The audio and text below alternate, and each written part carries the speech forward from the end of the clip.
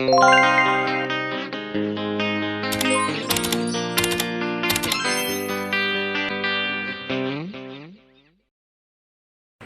hello. Magandang hapon sa ating lahat, guys. Ayan.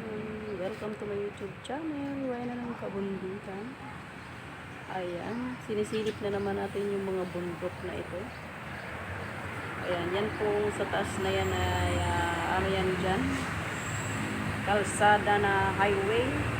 Ayan. Ikot dyan. Ayan. Ikot papunta doon sa dulo. Ayan. Ayan. Ang ganda ng mga puno, guys. Kaya kailangan sana yung mga puno ay hindi tanggalin para yan ay tibay ng pagkabumaha. Ayan. Kaya nireprapan yan dyan para iwas guho ng lupa. Ayan. Ayan. Diretso doon. Doon sa dulo. Ayan. Ayan. Ayan. Sundan nyo lang ako, guys. Ayan. Diretso yan doon. Ang ganda ng view. Ayan. Ikot. Ikot. Ikot ng bundok.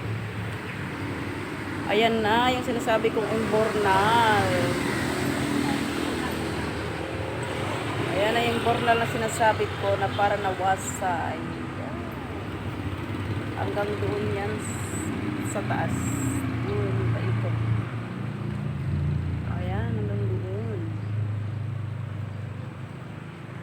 Ayan, guys. Ayan lang yung update ng ating Reyna ng Kabundukan. Dito po yan sa Guzman Bell.